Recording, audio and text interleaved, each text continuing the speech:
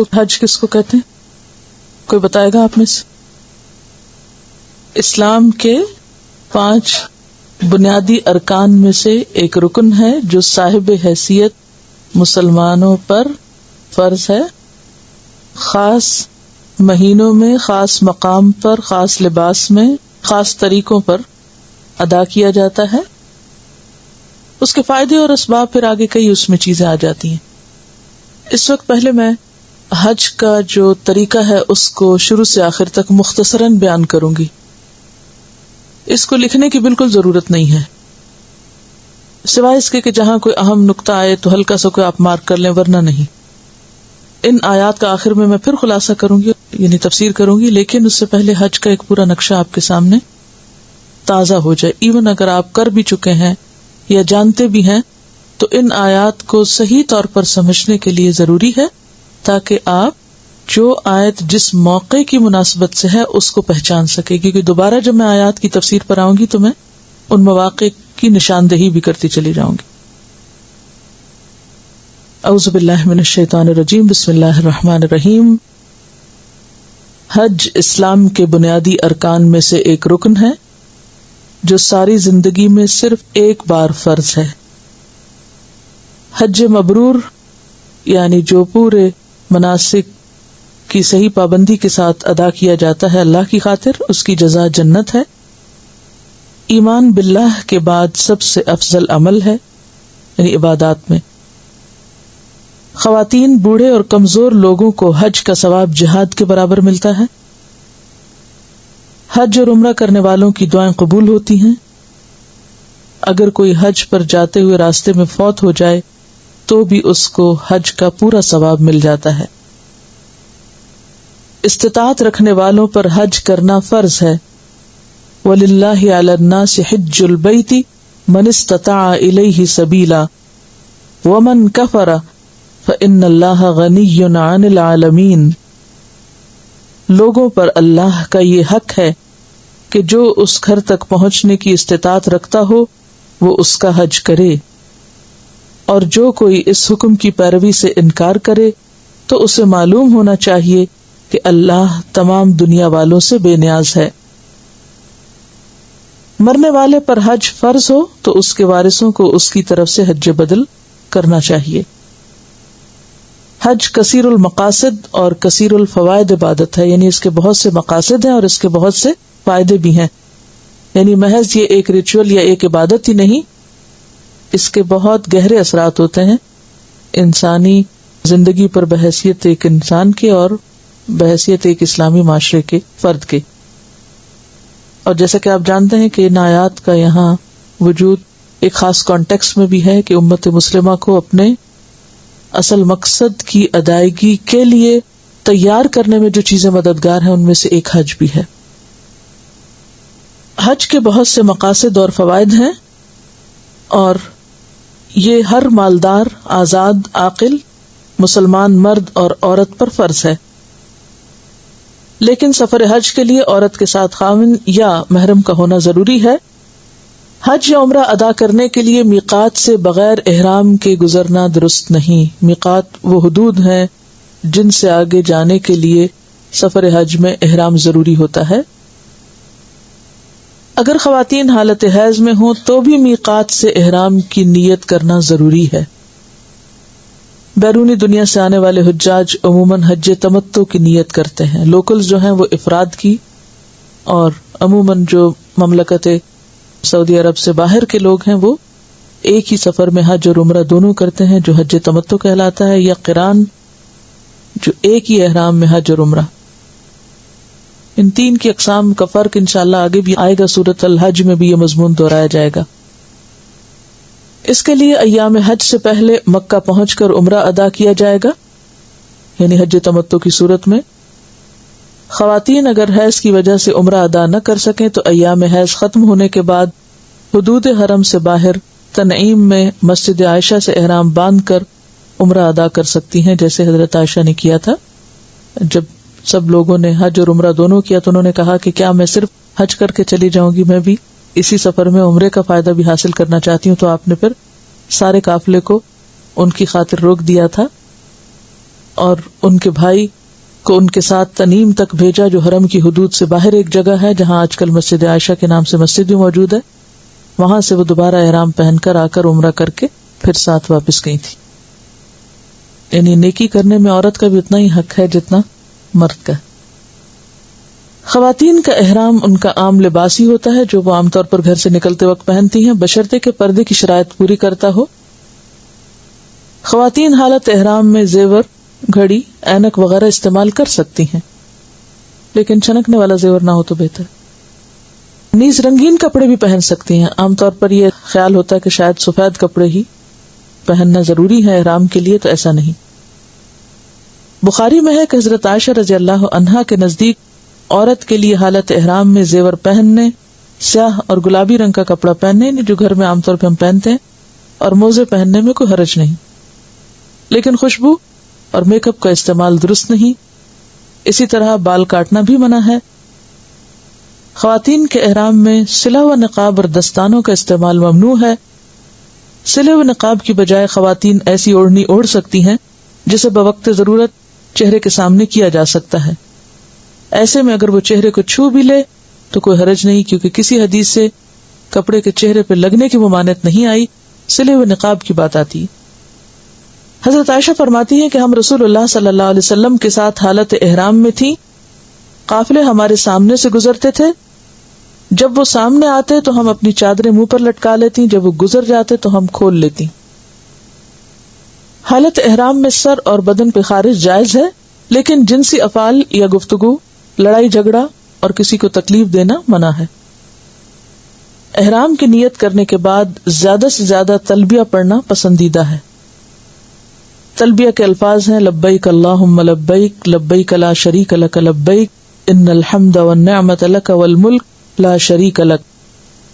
حاضر ہوں اے اللہ، میں حاضر ہوں، میں حاضر ہوں، تیرا کوئی شریک نہیں، میں حاضر ہوں، بے شک ہم تیرے ہی لائق ہیں، ساری نعمتیں تیری ہی دی ہوئی ہیں، بادشاہی تیری ہی ہے اور تیرا کوئی شریک نہیں. تلبیہ یعنی یہ الفاظ اس وقت تک پڑھے جائیں گے جب تک کہ طواف شروع نہ ہو جائے. حج کا احرام باندھنے اور تلبیہ کہنے کے بعد ایک مرتبہ اللہم حجۃ لا ریاء فیہا ولا سمعۃ کہنا مسنون ہے. یہ دعا جس کا معنی ہے اے اللہ ایسے حج کی توفیق دے جس میں نہ دکھاوا مقصود ہو نہ شہرت.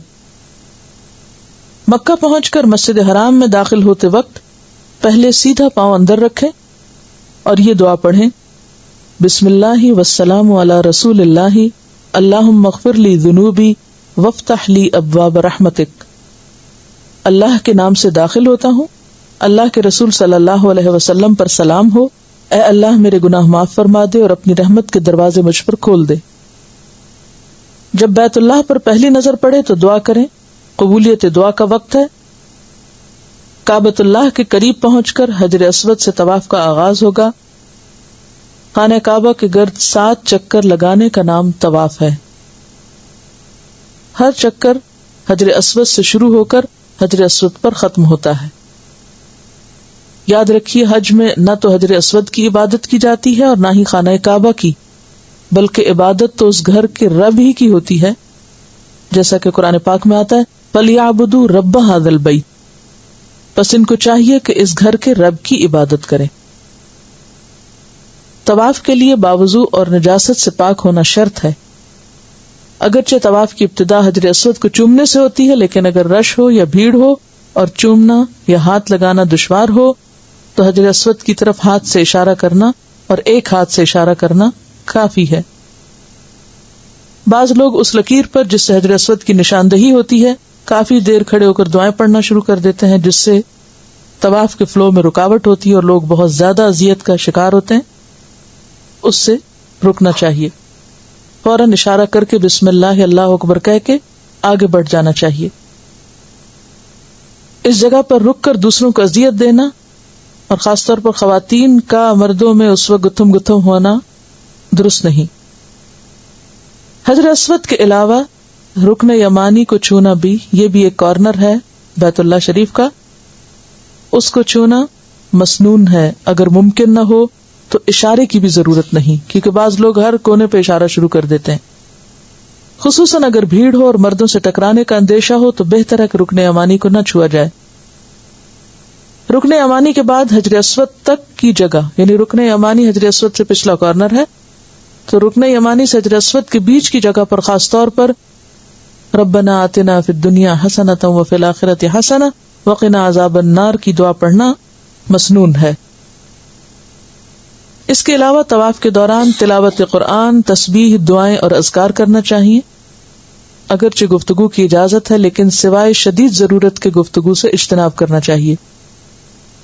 رسول اللہ صلی اللہ علیہ وسلم نے فرمایا، رمی جمار اور بیت اللہ کے طواف کو اللہ کا ذکر قائم کرنے کا ذریعہ بنایا گیا ہے، اس کے علاوہ اس کا کوئی مقصد نہیں. بیت اللہ شریف کا طواف نماز کی طرح ہے، لہذا دوران طواف کم سے کم بات کرو. یعنی یہ طواف بھی ایک طرح سے نماز ہے جس میں ضرورتاً بات کی جا سکتی ہے مگر پسندیدہ نہیں. بیت اللہ کا طواف دن اور رات میں کسی بھی وقت کیا جا سکتا ہے. دوران طواف اگر شرعی عذر کے باعث طواف کا سلسلہ منقطع کرنا پڑے، یعنی وضو ٹوٹ جائے، تو عذر دور ہونے کے بعد پہلے چکر کو شمار کر کے، یعنی اگر 3 ہو گئے مثلاً، تو صرف باقی چکر پورے کیے جائیں گے. نماز میں تو ایسا نہیں کر سکتے نا کہ آپ 2 رکعت کے بعد وضو اگر دوبارہ کرنا پڑے تو نئے سرے سے آپ پہلی رکعت سے شروع کریں گے. تو طواف آپ اسی چکر سے جہاں سے چھوڑا تھا دوبارہ شروع کر کے طواف مکمل کر لیں گے. حتیم بیت اللہ کا حصہ ہے، لہذا حتیم کے باہر سے طواف کیا جائے گا.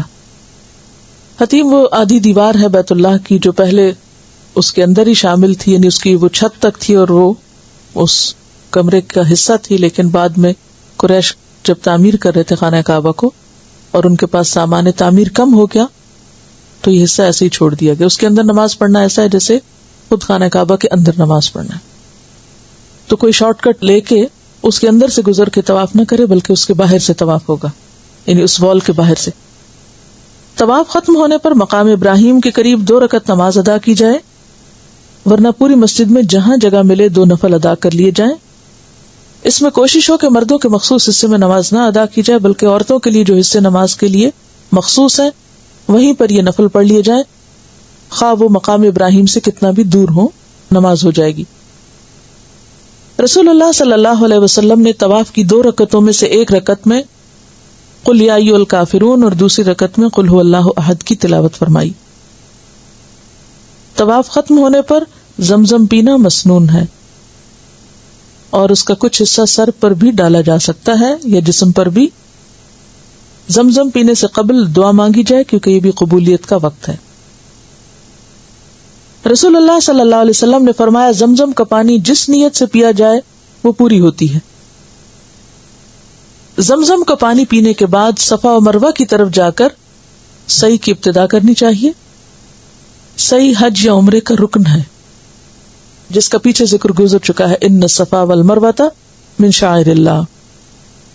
سعی صفا سے شروع ہوگی، مروہ تک 1 چکر ہوگی، مروہ سے صفا تک دوسرا، اور یوں 7 چکر مکمل کر لیے جائیں گے مروہ پہ ختم ہو کے. صفا پہاڑی پر اتنا چڑھیں کہ بیت اللہ نظر آئے، لیکن اب تو اتنی پلرز اور آگے رکاوٹیں ہیں کہ عموماً نظر آنا مشکل ہوتا ہے. اگر نظر نہ بھی آئے تو اس رخ پہ کھڑے ہو کر یہ مسنون دعا پڑھنی چاہیے، لا الہ الا اللہ وحدہ لا شریک لہ لہ الملک ولہ الحمد وہو علی کل شیء قدیر لا الہ الا اللہ وحدہ انجز وعدہ ونصر عبدہ وہزم الاحزاب وحدہ. اللہ کے سوا کوئی الہ نہیں، وہ اکیلا ہے، اس کا کوئی شریک نہیں، بادشاہی اور تعریف اسی کے لیے ہے، وہ ہر چیز پر قادر ہے. اللہ کے سوا کوئی الہ نہیں، وہ اکیلا ہے، اس نے اپنا وعدہ پورا کیا اور اپنے بندے کی مدد فرمائی اور تمام لشکروں کو اکیلے ہی شکست دی. صفا اور مروہ کے درمیانی حصے میں مردوں کو دوڑنے کا حکم ہے مگر عورتیں اپنی عام رفتار سے ہی چلیں گی. کسی عذر کی بنا پر سواری پر بھی سعی کی جا سکتی ہے، آج کل ویل چیئرز عام دستیاب ہیں. سعی کے دوران بھی کثرت سے دعائیں، تسبیح اور تحلیل کرنی چاہیے، حمد و ثنا اللہ کی بیان کرنی چاہیے، دروشی پڑھنا چاہیے. اور بھی جو اللہ کا ذکر ممکن ہو کرے انسان. قرآن کی تلاوت بھی ہو سکتی ہے. سعی کے دوران باوضو ہونا شرط نہیں ہو تو بہت اچھا ہے، لیکن اگر وضو نہ رہے تو سعی ہو سکتی ہے، جبکہ طواف وضو کے بغیر نہیں ہوتا. سعی کے 7 چکر مکمل ہونے پر احرام کھول دیا جائے گا. اس موقع پر خواتین صرف 1 یا 2 پور انگلی کے برابر بال کاٹیں. اور احرام کھولنے کا مطلب یعنی نیت میں یہ ہوگا کہ اب ہمارے مناسک عمرے کے پورے ہو گئے. اور ایسے میں خواتین 1 پور یا 2 پور کہیں سے بھی بال کاٹ سکتے ہیں. سارے بالوں کی ٹرمنگ ضروری نہیں ہے، ساری جگہوں سے لینا ضروری نہیں. کسی ایک حصے کی بھی ایک لٹ نکال کے اس میں سے کاٹ سکتے ہیں. اور بال مردوں سے الگ ہٹ کر ایک طرف کھڑے ہو کر کاٹے جائیں، نہ کہ بالوں کی نمائش. عمرہ مکمل ہونے پر جب مسجد سے باہر نکلیں تو بایاں پاؤں پہلے نکالیں اور یہ دعا پڑھیں: بسم اللہ والسلام علی رسول اللہ، اللہم اغفر لی ذنوبی وافتح لی ابواب فضلک. اللہ کے نام کے ساتھ مسجد سے نکلتا ہوں، اللہ کے رسول پر سلام ہو، اے اللہ میرے گناہ معاف فرما اور اپنے فضل کے دروازے میرے لیے کھول دے. عمرے کی ادائیگی کے بعد ایام حج تک قیام مکہ کے دوران اگر آپ مسجد حرام میں نماز پڑھ رہے ہیں تو اس صورت میں باجماعت نماز کی ادائیگی کا طریقہ اچھی طرح سیکھ لیں، خصوصاً خواتین. اس موقع پر کیونکہ حرم میں ایک نماز کا ثواب 1,00,000 نمازوں کے برابر ہے، اس لیے عورتیں بھی جب وہاں جا کر نماز پڑھتی ہیں تو پھر انہیں طریقہ بھی آنا چاہیے کہ امام کے پیچھے نماز کیسے ادا ہوگی. اس موقع پر کچھ چیزوں کا خاص خیال رکھیں، خصوصاً صف بنانے کا اور امام کی پیروی کا، کہ اس سے پہلے سر نہ اٹھائیں وغیرہ وغیرہ. اگر کوئی دور کھڑا ہے تو خود جڑنے کی کوشش کریں، صفیں برابر ہوں، کیونکہ صفوں کی درستگی نماز کے قیام کا حصہ ہے. نماز میں امام سے پہلے نہ رکوع اور نہ سجدے کی طرف جائیں اور نہ ہی سر پہلے اٹھائیں. ہر سٹیپ پر امام کی اقتداء لازم ہے. اسی طرح حرم پاک میں فرض نماز کے بعد عموماً نماز جنازہ پڑھی جاتی ہے. چونکہ خواتین وہاں موجود ہوتی ہیں اس لیے اگر وہ بھی نماز میں شریک ہونا چاہیں تو کوئی حرج نہیں، ثواب کا کام ہے. کیونکہ آپ خصوصی طور پر اس نیت سے نہیں گئے لیکن موجود ہیں تو وقت سے فائدہ اٹھائیں. آپ اپنے لیے کیا چاہیں گے کہ آپ کا جنازہ رکھا ہو تو جتنے بھی لوگ ہیں کم ہیں، تو اسی طرح اگر آپ دوسروں کے لیے اٹھ جاتے ہیں انشاءاللہ آپ کے لیے بھی اللہ تعالیٰ بہترین انتظام کرے گا. کیونکہ جو کسی کی مدد میں ہوتا ہے اللہ تعالیٰ اس کی مدد فرماتا ہے. تو ایسے میں پھر نماز جنازہ ادا کرنے کا طریقہ بھی آنا چاہیے. ویسے انڈو پاک کی خواتین کے علاوہ تقریباً تمام خواتین پڑھ رہی ہوتی ہیں. اور میت کی بخشش کی مسنون دعا بھی یاد کر لی جائے تو بہتر ہے. اب ایام حج کیا؟ یہ تو تھا عمرہ. ایام حج، حج تمتع کی آپ نے نیت کی، اپنے گھر سے جب چلے تو پہلے عمرے کی نیت کریں گے. ارادہ حج کا بھی ساتھ ہے لیکن پہلے عمرہ کر کے احرام کھول دیا. اب آپ آرام سے مسجد میں جائیں آئیں عبادت کریں. اب آپ کا حج 8 ذو الحج کو شروع ہوگا، یعنی ایام حج اب شروع ہو رہے ہیں، جن میں سب سے پہلا دن 8 ذو الحج ہے جس کو یوم الترویہ کہا جاتا. ترویہ کا معنی ہوتا ہے اونٹوں کو سیراب کرنا. تو اہل عرب حج پہ جانے سے پہلے اونٹوں کو خوب پانی پلا لیتے تھے کہ آئندہ 8 دن اگر ان کو پانی نہ بھی ملے تو کام چل جائے. آج کے دور میں لوگ کیا کرتے ہیں، گاڑیوں کو خوب پیٹرول سے سیراب کر لیتے ہیں، یعنی خوب اس میں پیٹرول بھر لیتے ہیں. تو ایام حج ذو الحج کی 8 تاریخ کو شروع ہوتے ہیں جسے یوم الترویہ کہا جاتا ہے.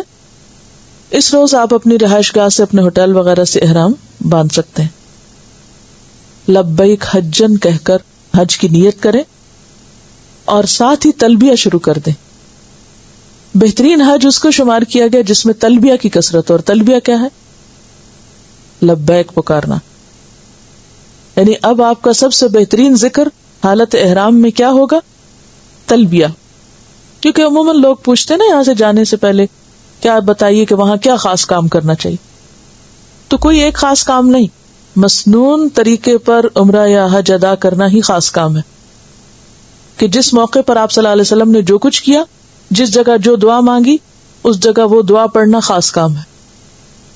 اور جو کام جس وقت جس دن جس موقع پر جس طریقے سے کیا وہی کرنا خاص کام ہے.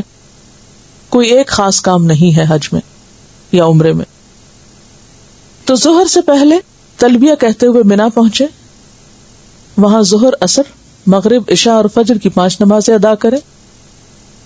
یہ مسنون طریقہ ہے. اگر لوگ لیٹ ہو جائیں، بعض اوقات گاڑی نہیں ملتی یا رش میں لوگ پھنس جاتے ہیں تو ظہر نکل جاتی ہے یا عصر بھی لیٹ ہو جاتی ہے، مغرب تک پہنچتے ہیں تو بھی کوئی حرج نہیں.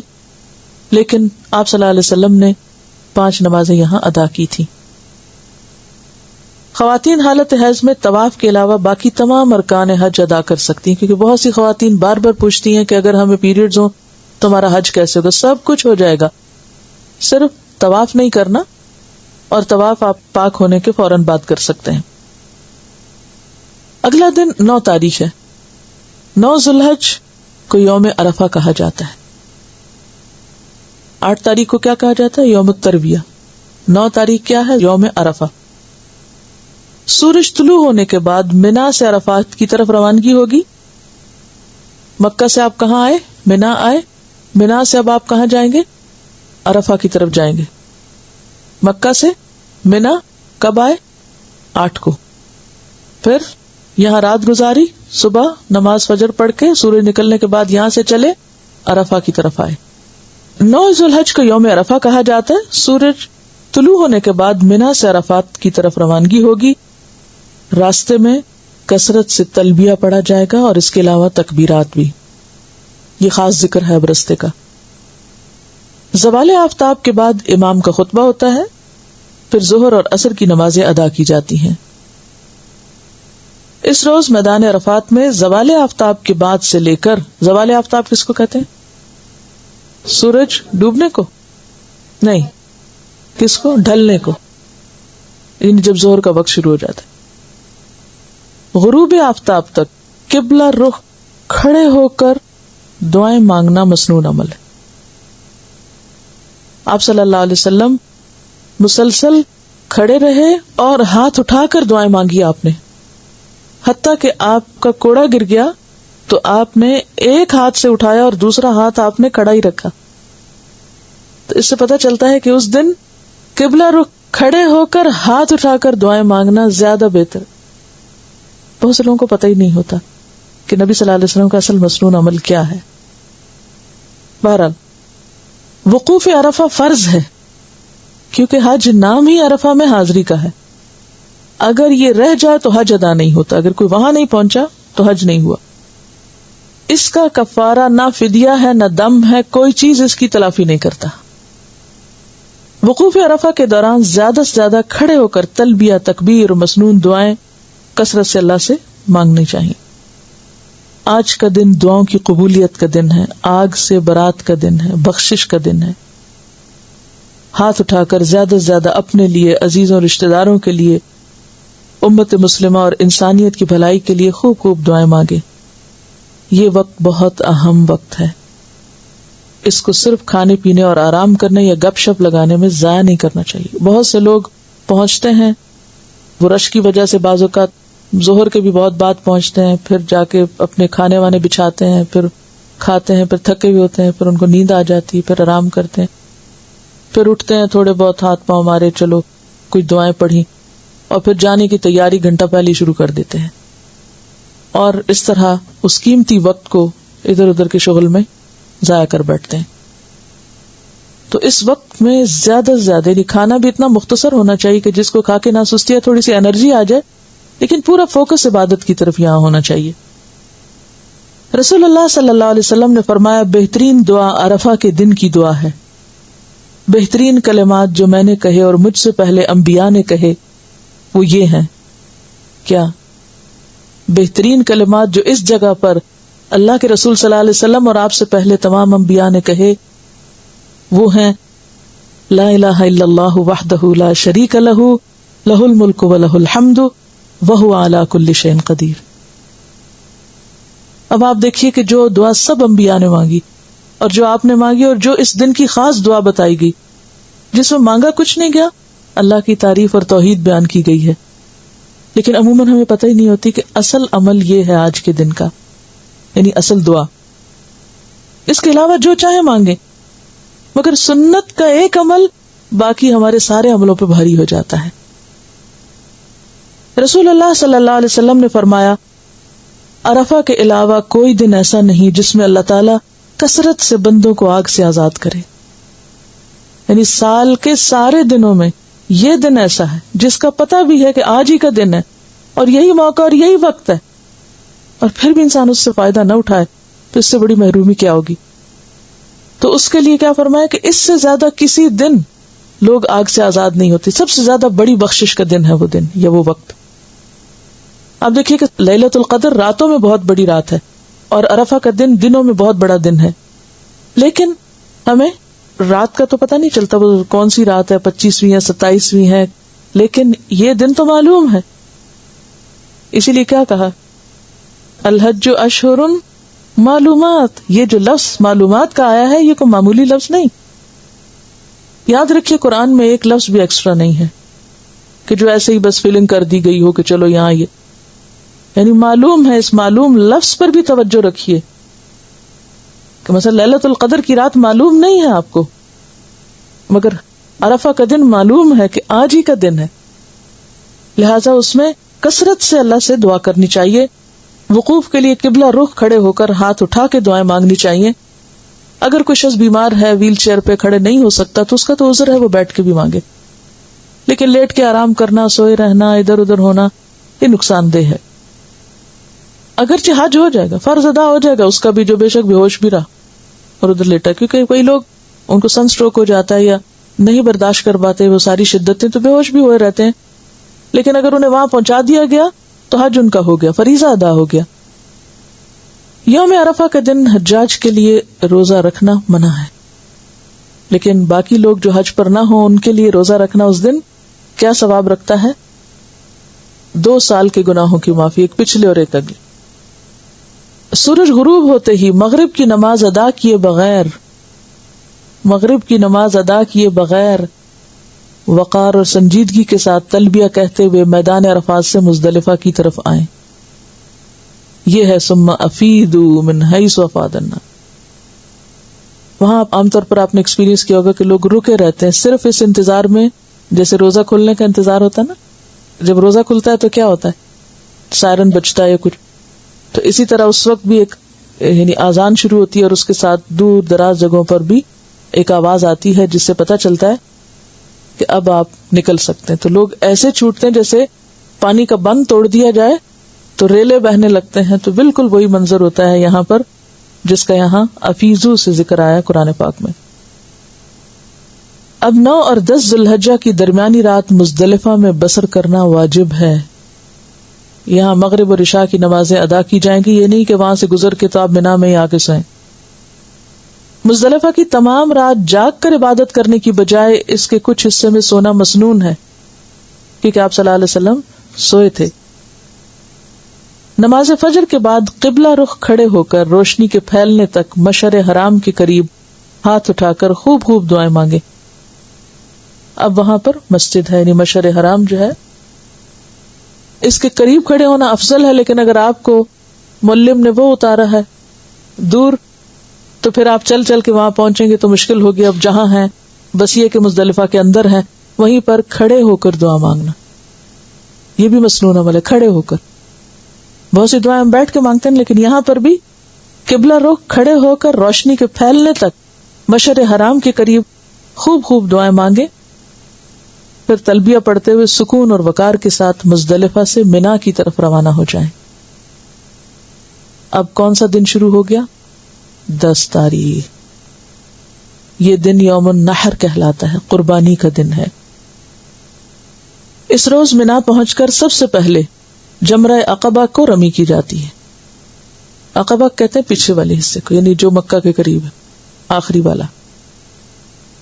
پھر قربانی اور پھر بال کٹوائے جاتے ہیں, منڈوائے جاتے ہیں یا پھر کٹوائے جاتے ہیں. اگر اس ترتیب میں کچھ فرق بھی ہو جائے تو کوئی حرج نہیں, اس میں رخصت ہے. یعنی پہلے رمی کر لی یا بعد میں کر لی, یا پہلے قربانی ہو گئی اور بعد میں بال کاٹے, یا پہلے بال کاٹ لی اور بعد میں قربانی ہو گئی, اس میں سہولت ہے. اس کے بعد مکہ مکرمہ جا کر طواف افاضہ کیا جاتا ہے. اگر بھیڑ اور رش کی وجہ سے سیم ڈے یا اسی دن آپ نہ طواف پہ جا سکے, دن کو نہ جا سکے تو رات کو چلے جائیں, رات بھی نہ جا سکے تو اگلے دن تک بھی آپ جا سکتے ہیں. کیونکہ جتنے زیادہ رش ہو گیا تو اس میں بعضوں کا سب لوگ یہ سمجھتے کہ آج ہی کرنا ضروری ہے، تو اس میں رش نہ ہو. اور خواتین جو پاک نہ ہو وہ 1 دن 2 دن 3 دن 4 دن تک ٹھہر کر بعد میں طواف کر لیں.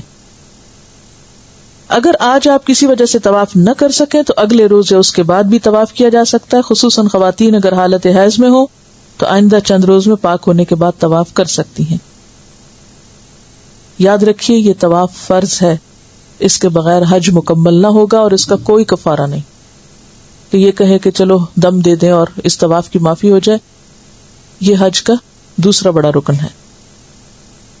اور یہ بھی یاد رہے کہ جب تک یہ طواف ہو نہ جائے تو مکمل طور پر احرام نہیں کھولا جاتا، عورت اپنے شوہر پہ حلال نہیں ہوتی، رفث کی گنجائش نہیں. 11، 12، 13 ذوالحج ایام تشریق کہلاتے ہیں. 10 تک کے مناسک ہو گئے، اب کیا ہے؟ ایام تشریق شروع ہو گئے. 11، 12 اور 13 یہ دن ذکر الہی کے دن ہیں. ایام تشریق کی راتیں منا میں بسر کرنا لازم ہے. دن کو اگر آپ مکہ میں بھی ہیں یا کہیں اور ہیں تو کوئی بات نہیں، لیکن رات آپ کو منا میں گزارنی ہوگی. کوئی شخص اگر 13 ذوالحج تک منا میں نہ ٹھہرنا چاہے تو 11 اور 12 کے دوران 2 دن ٹھہر کر واپس آ سکتا ہے. اسی کے بارے میں فرمایا من تعجل فی یومین، 11 اور 12. یومین سے مراد کیا ہے؟ 11 اور 12. فلا اسم علیہ، کوئی گناہ کی بات نہیں.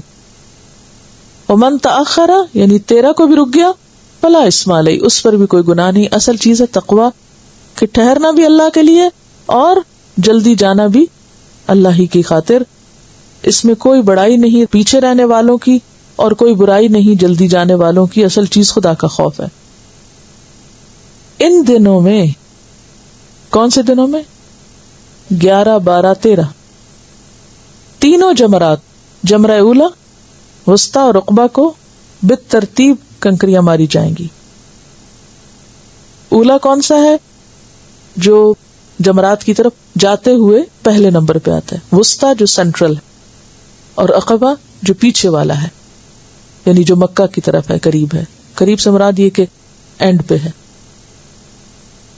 یاد رکھیے ہر جمرہ کو 7 کنکریاں ماری جائیں گی، اکٹھی نہیں، الگ الگ ایک ایک. اور ہر کنکری مارتے وقت اللہ اکبر پڑھا جائے گا. بچوں، بوڑھوں اور بیماروں کی طرف سے رمی کرنا جائز ہے، یعنی نیابت ہو سکتی. بچوں، بوڑھوں اور بیماروں کی طرف سے.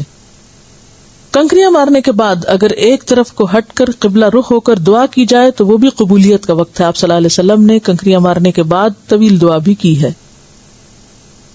حج کے موقع پر قربانی کرنا واجب ہے، لیکن اگر کسی میں قربانی کرنے کی استطاعت نہ ہو تو وہ کیا کرے؟ حج کے دوران 3 روزے رکھے اور 7 گھر واپس جا کر یہ 10 روزے قربانی کا عوض ہیں.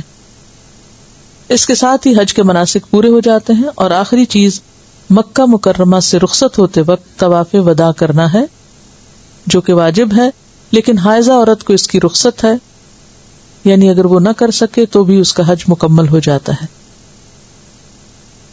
دیکھیے کہ مناسک جہاں جہاں ادا ہوتے ہیں وہ 4 جگہیں ہیں. 4 جگہ اور 6 دن یاد رکھنے. 4 جگہ کون سی؟ مکہ، منا، عرفات اور مزدلفہ، یہ مناسک کی جگہ. 6 دن کون سے؟ یوم الترویہ، عرفہ، نحر اور 3 ایام تشریق. ٹھیک ہے. حج یہاں مکمل ہوا. یاد رکھیے کہ مدینہ کی زیارت حج کا حصہ نہیں، وہ مناسک کے حج میں سے نہیں. وہ کیا ہے؟ ایک ثواب کے موقع سے فائدہ اٹھانا، کیونکہ آپ کی مسجد میں نماز پڑھنے کا بھی کتنا اجر ہے؟ 1000 نمازوں کے برابر. مدینہ کی زیارت اس سفر میں کرنا، یعنی سفر حج میں، باعث سعادت ہے. مدینہ میں مکہ کی نسبت دگنی برکت رکھی گئی ہے. حضرت انس فرماتے ہیں کہ جب رسول اللہ صلی اللہ علیہ وسلم سفر سے واپس تشریف لاتے اور مدینہ کی دیواروں کو دیکھتے تو مدینہ کی محبت میں سواری کو تیز کر دیتے.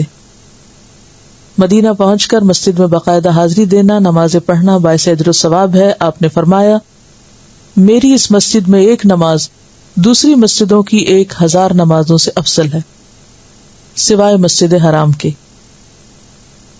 آپ نے یہ بھی فرمایا کہ میرے گھر اور ممبر کے درمیان کا حصہ باغیچہ ہے جنت کے باغیچوں میں سے، یعنی باغوں میں سے، اور میرا ممبر میرے حوض پر ہے، یعنی وہاں آپ کا حوض ہوگا۔ کون سا؟ حوض کوثر۔ مسجد میں داخل ہو کر بیٹھنے سے قبل تحیت المسجد ضرور ادا کریں۔ جب آپ مسجد میں انٹر ہوں 2 نفل پڑھ کر بیٹھیں۔ مدینہ منورہ میں جب روضہ رسول پر حاضری دیں تو اس وقت بہت صبر و تحمل سے کام لیں، چونکہ خواتین کے لیے اوقات کا دورانیہ کم ہوتا ہے، اس لیے عموماً بھیڑ ہوتی ہے۔ بے صبری کا ثبوت دیتے ہوئے لوگ ایک دوسرے کو دھکے دیتے ہیں، نماز میں ایک دوسرے کے آگے سے گزرتے ہیں، پش کرتے ہیں۔ یہ وہ جگہ ہے جہاں احترام لازم ہے۔ اس موقع پہ کثرت سے درشی پڑھیے اور شور شرابے اور ہنگامے سے پرہیز کیجیے اور ادھر ادھر کی گپ شپ سے، کیونکہ یہ بہت ہی ادب کا مقام ہے۔ کیونکہ اس جگہ پر آوازیں بلند کرنا اور شور کرنا اور ایک دوسرے کو اذیت دینا انسان کے اعمال کی بربادی کا ذریعہ ہو سکتا ہے۔ یعنی وہ سب کو جو حج کر کے کما کے وہ سب یہیں لٹا دیں لوگوں کے ساتھ لڑ جگڑ کے۔ جیسے آپ کی مجلس میں آپ کا ادب ضروری تھا، تو آپ کی مسجد میں بھی باادب رہنا بہت ضروری ہے۔ روضۃ الجنہ میں نوافل ادا کیے جا سکتے ہیں، دعا اللہ سے مانگنا ہے۔ بہت سے لوگ اس وقت نبی صلی اللہ علیہ وسلم سے مانگنے لگتے ہیں تو یہ شرک میں شامل ہو جاتا ہے۔ رسول اللہ صلی اللہ علیہ وسلم کی قبر مبارک کے پاس السلام علیکہ یا رسول اللہ کہہ کر سلام پڑھیے۔ اسی طرح حضرت ابوبکر اور حضرت عمر کی قبر کے پاس بھی ان دونوں کو بھی الگ الگ سلام کیا جا سکتا ہے۔ سلام کے بعد پھر درود شریف پڑھیں، قبر کی طرف سجدہ کرنے سے پرہیز کریں۔ مسجد نبوی میں حاضری کے علاوہ مسجد قباء جانے کی بھی بہت فضیلت ہے۔ آپ صلی اللہ علیہ وسلم نے فرمایا جو پاک ہو کر اپنے گھر سے مسجد قباء میں جا کے نماز پڑھے اس کو عمرہ کے برابر ثواب ملتا ہے۔ تو یہ چند باتیں سفر حج سے متعلق ایک خلاصے میں آپ کے سامنے بیان کی گئی تاکہ ان آیات کا سیکوینس آپ کو سمجھ میں آئے۔